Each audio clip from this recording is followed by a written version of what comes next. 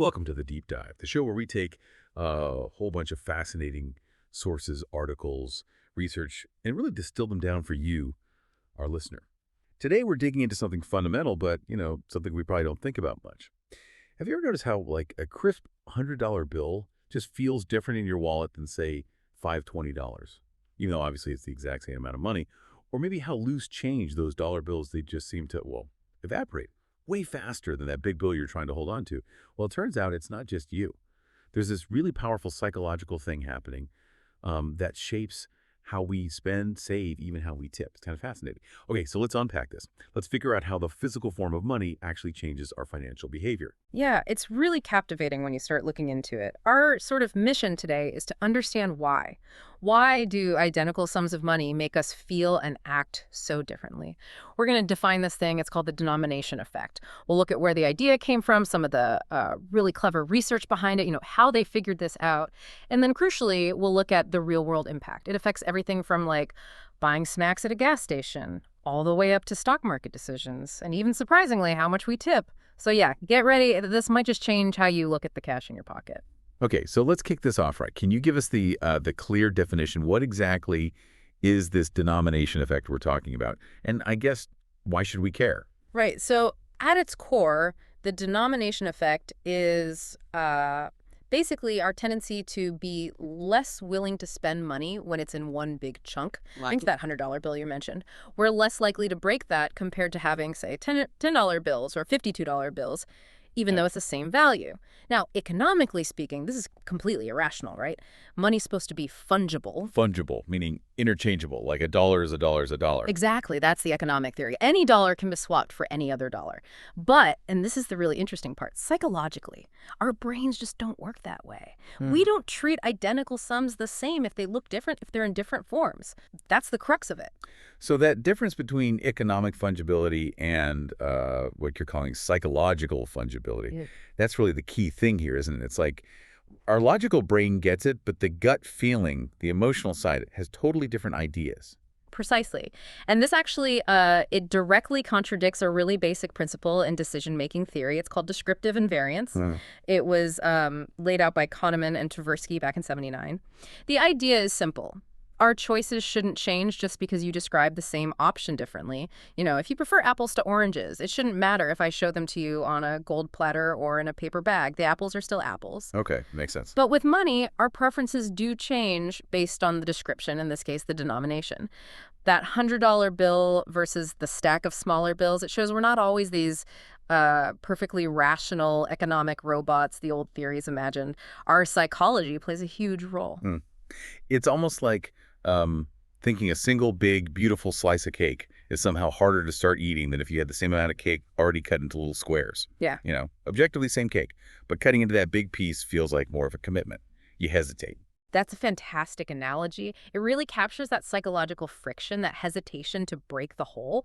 And it's important to realize this denomination effect, it doesn't exist in a vacuum, right? It's part of a whole family of cognitive biases that mess with our money decisions. For instance, there's something called the bias for the whole. Some researchers, Mishra and others in 2006, suggested that big denominations are just easier for our brains to process as one thing. Easier to process. How so? Well, it's like less mental effort to see $100 bill than $10 bills. This ease, this processing fluency, apparently generates a slightly positive feeling, so we kind of overvalue the whole. That single bill feels more substantial, maybe more valuable, so we're less likely to want to break it up. It's almost like we respect it more. So wait, it's not just that I don't want to break the $100, but I might actually perceive it as being worth more than $10. Yeah. That's wild. It's a subtle difference, yeah, but that positive feeling makes us hold on to it tighter. Then you've also got the money illusion.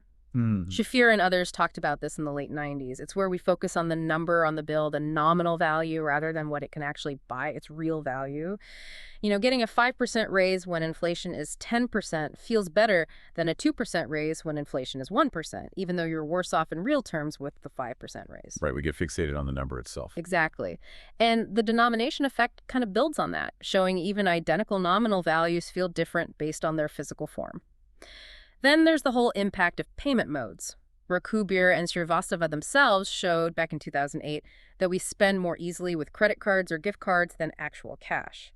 Because, swiping plastic doesn't feel like handing over real money. There's less pain of paying. Oh, yeah, definitely feel that one. And even the physical appearance matters. Crisp new bills feel more valuable, apparently, than old crumpled ones. Research by DeMiro and Noseworthy in 2013 found we're less likely to spend the crisp ones. So the denomination effect fits into this whole picture. It specifically focuses on the face value, the number of bills or coins, and that psychological barrier to breaking a larger unit. It's all about self-control and how we perceive value based on these subtle cues. Wow. It really paints a picture of how many things are influencing us that we're just not aware of. So this brings us to the core research, right? You mentioned Priya Raghubir and Joydeep Srivastava. Their 2009 paper, that was the big one, the one that really nailed this down scientifically. That's the one. It's considered the seminal work. They didn't just rely on anecdotes. They designed these really clever experiments to actually measure the effect. It's worth walking through a couple of them. Their Study 1A was with U.S. university students. Pretty simple setup. 89 students got paid $1 for doing a survey. But here's the twist. Some got a single $1 bill, others got 4 quarters. Then, right after, they had the chance to buy some candy. Okay, I think I see where this is going. Exactly. The results were really clear. Among the students who got the 4 quarters, 63% bought candy. But for those who got the single $1 bill, only 26%. Whoa, that's a huge difference, just based on quarters versus a bill? Huge difference. It clearly showed that reluctance to break the single dollar bill. It acted like a mental hurdle. But here's where it gets even more interesting.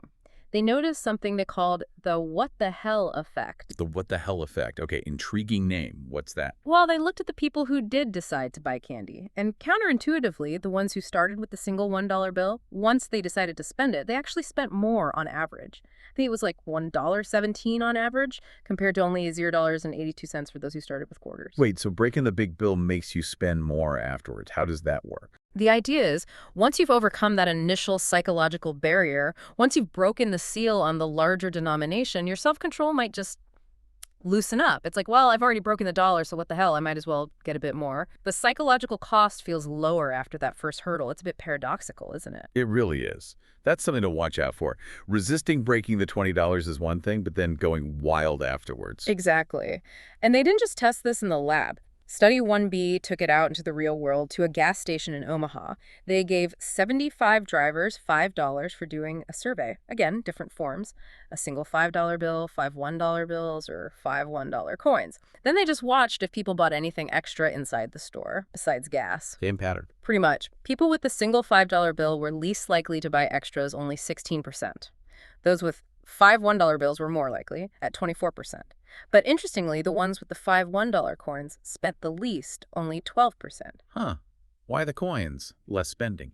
Their theory was that maybe the dollar coins felt a bit unusual, maybe more like a keepsake or souvenir than everyday cash, so people were less inclined to spend them.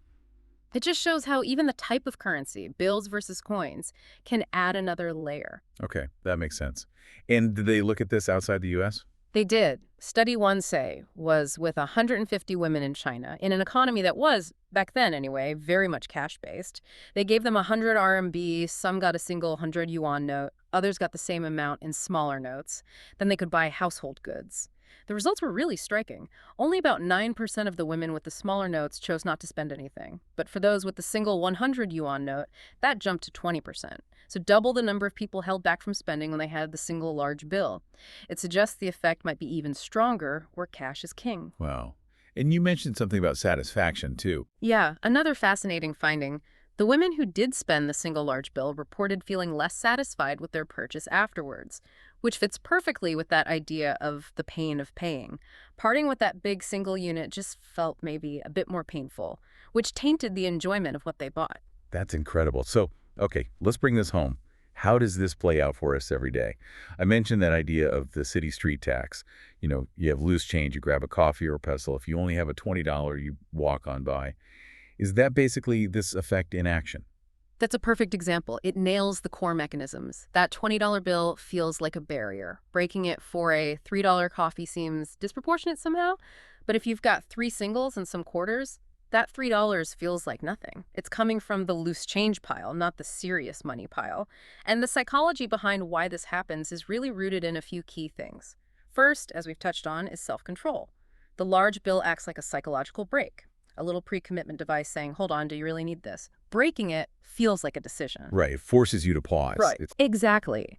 And once it's broken, keeping track feels harder. You lose that sense of a single intact unit, and maybe the self-control weakens a bit. That's where the what the hell effect can creep in. This connects directly to mental accounting, Richard Thaler's idea from the 80s. We mentally sort our money, right? Yeah, like having different envelopes in your head almost. Precisely. That $100 bill goes in the real money or savings envelope with strict rules. The small bills and coins, they go in the petty cash or walking around money envelope with much looser rules. So even though it's all ultimately your money, you treat it completely differently depending on which mental account it's in. And the denomination heavily influences where you mentally file it. It's like our brain sets up these little invisible jars, one for important money and another for pocket fluff, and dipping into the fluff jar feels totally fine, while the other feels like a big deal. That's a great way to think about it. It really is. And there's another layer, too, which Raghubir and her colleagues explored more in 2016. Just the sheer difficulty of monitoring and tracking lots of small units. Basically, it's harder for our brains to keep an accurate count when we have a wallet full of small bills and coins compared to a few large bills. This cognitive load makes us more susceptible to just spending it. They found two specific biases here. One is numerosity bias. Having lots of units, like many coins, makes it harder to remember the total accurately. We often underestimate how much is there. Okay, so a big pile of coins seems like less money than it is. Sometimes, yeah, or it's just harder to track accurately. And the second is denomination bias itself. We just remember smaller denominations less accurately than larger ones. You're more likely to know for sure if you have a $50 than whether you have, say, 6 $1 bills and 3 $5 bills. They showed this brilliantly with their Starburst experiment. Participants got $1, then they had to try and estimate how much money was currently in their own wallet. Just estimate from memory. Then they got the choice. Keep the $1 or buy a Starburst. And the wallet estimation mattered. It absolutely did. The people who overestimated how much money they had in their wallet, the ones whose memory was less accurate and thought they had more cash than they did, were significantly more likely to buy the Starburst. It directly linked that fuzziness in memory, that difficulty in accurately tracking the small stuff, to the actual decision to spend. Because the small amounts feel less real or less trackable, they become psychologically easier to let go of. Super clever way to show the connection. That Starburst study is really neat. It shows how deep this goes, right down to our memory. Okay, so it's clear this isn't just about candy or coffee. You mentioned it plays out in bigger arenas too, like high-stakes financial stuff. And then you teased this reversal when it comes to tipping, which sounds completely counterintuitive. Absolutely. The effect definitely scales up. Let's look at finance, specifically stock splits. You know what those are, right? Yeah, where a company increases the number of shares, so the price per share goes down, but the company's total value stays the same, like a $500 stock becoming $500 stocks. Exactly. Rationally, nothing changes about the company's value or your investment's worth. But psychologically, a $500 stock can feel expensive, maybe intimidating. A $100 stock, however, seems much more accessible, cheaper. It's the denomination effect applied to share price. And what happens? Often, investors, attracted by the seemingly lower denomination price, end up buying more shares than they would have otherwise. Maybe not just 5 times as many in that 5-for-1 split example, but perhaps 6 or 7 times. Their total investment goes up. Wow, so the split itself, just changing the number, actually boosts investment beyond the pure math. Often, yes. It's a psychological nudge. That's why analysts always say, focus on the fundamentals, market cap, debt, earnings, not just the share price itself. Ignore the denomination of the stock price, basically. Fight the bias. That's a great example. And what about those cultural differences you hinted at earlier? Does it play out differently around the world? It can, yeah. Context matters. There was an interesting study in Indonesia by Wanda in 2018. They looked at spending using Indonesian rupiah banknotes. Generally, they found the same core effect. People tended to spend more with smaller denomination notes. No surprise there. But the type of store made a difference. In modern mini markets where they have good cash registers and plenty of change, people sometimes found the large denominations, like the big IDR 200,000 note, actually more practical for buying lots of different things. They weren't worried about making change. Okay, so convenience could sometimes override the reluctance to break a big bill? Exactly. But then in traditional markets, maybe smaller stalls where the vendor might struggle to make change for that big 200,000 note, people preferred using smaller notes. The practical hassle of using the large bill became its own deterrent, or maybe reinforced the preference for smaller ones because they were just easier to use in that specific setting. It shows how practicality can interact with the psychology. Fascinating. So many layers. Okay, this brings us to the twist. Tipping. You said the effect reverses. How on earth does that work? I thought we were more likely to spend small change. Right. That's what makes the denomination tipping effect so intriguing. This research by Zenkich and colleagues just came out in 2024. Here's the paradox. We're more likely to spend small denominations when buying things for ourselves, but we're less likely to tip using those same small denominations. So you're less likely to leave 4 quarters as a $1 tip compared to leaving a single $1 bill, even though it's the exact same amount. Okay, why? What's different about tipping? The key difference is that tipping isn't just economic, it's fundamentally social. When you buy something, it's usually just between you and the cash register, or maybe a brief interaction. But tipping, that involves another person directly. It's about social norms, impression management, basically how the other person perceives you. Ah, so it's about not looking bad. Bingo. The main driver they identified is embarrassment. We feel awkward, maybe even a bit cheap or inconsiderate, leaving a tip in the form of like a pile of worn coins or maybe even a bunch of crumpled small bills. Coins especially are seen as bulky, maybe inconvenient for the server, less dignified somehow than a crisp bill. We worry about the negative impression it creates. That rings true, actually. I can imagine feeling a bit awkward leaving a pile of nickels and dimes. Exactly. And they back this up with solid evidence. Their pilot study found over 70% of people remembered feeling awkward tipping with small change. Then they did a field study at a Chinese takeaway. They gave participants change that included both $1 bills and coins. When people tipped exactly $2, nearly 80% used the bills, only 20% used the coins. People actively avoided the coins. Even when they had them readily available. Right. And they replicated this in online studies, too, across different places. Americans reluctant to tip quarters instead of a dollar bill in a bar. Europeans reluctant to tip 4 50-cent coins instead of a €2 coin. Even showing a preference for a single $5 bill over 5 $1 bills for a tip. And study 3 really nailed the mechanism. They asked people how embarrassed they'd feel tipping different combinations of $5 bill versus 5 $1 versus 4 $1 and 4 quarters. People reported feeling most embarrassed about the smallest, most numerous option, the one with quarters. And crucially, that feeling of embarrassment directly predicted their choice. It mediated the effect. The more embarrassed they anticipated feeling, the less likely they were to choose the small denominations for the tip. Wow. So what's the takeaway for, say, restaurants or servers? The researchers suggest practical things. Maybe make tipping more private, like using an envelope or a digital system where the server doesn't see the form of the cash. Or, maybe counterintuitively for the business, try to give customers change back in larger denominations rather than lots of small stuff. Because if the customer has bills instead of coins, they might feel less embarrassed and actually leave a better tip. It's about reducing that potential for social awkwardness. Okay, this really makes you think. We've got this effect pushing us to hold on to big bills when buying things, but then social pressure pushing us away from small change when tipping. It raises a huge question. How do all these little psychological glitches add up in the bigger picture, for the economy, for policy, for how we think about money going forward?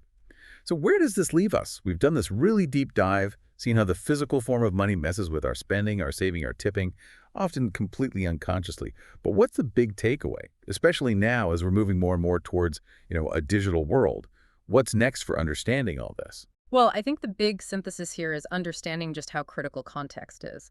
The original denomination effect, the reluctance to spend large bills, seems driven mostly by internal factors. Self-control, the mental effort of tracking, it's about managing ourselves. But the denomination tipping effect, that's driven by external social factors. Embarrassment, managing impressions. It highlights money not just as a tool, but as a social signal. So the same denominations can trigger completely different responses depending on whether the situation is purely economic or heavily social. That's a key insight. Okay, so context is king. What kinds of questions should researchers be asking next then? Oh, there's tons still to explore. We need to look at more contexts. How do denominations affect things like giving gifts? Is a single $100 bill a better gift than 5 $20? Or donating to charity? What about situations that are kind of hybrid, like buying from a local shopkeeper you know well?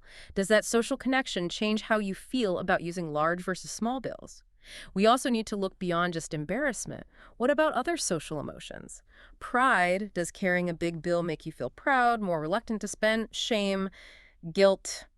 How do they influence things? Yeah, lots of emotions tied up with money. Definitely. And we need to understand the moderators of those memory biases better. Does being wealthier make you less careful about tracking small amounts? Does having a mix of denominations, like two $5 and $10 for $20, make it even harder to track than just $21?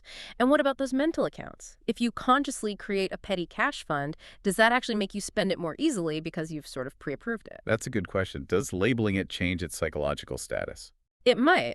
But I think the biggest area, the most urgent perhaps, is understanding the impact of digital currency. As we go cashless, what happens to these effects? Are we losing that built-in self-control mechanism that comes with physically handing over a large bill? Does tapping a card or phone remove all the pain of paying? Or does seeing a large balance on your banking app create a new kind of large denomination you don't want to break? That's the multi-million-dollar question, isn't it? Does the psychological barrier just shift online? Or does the frictionlessness of digital payments just make us spend more freely overall? We could be creating entirely new biases we don't even understand yet. And these aren't just academic questions. This has real practical utility and societal impact. How so? Well, for consumer welfare, just being aware of these biases helps people manage their money better, especially people on tight budgets or who rely on cash.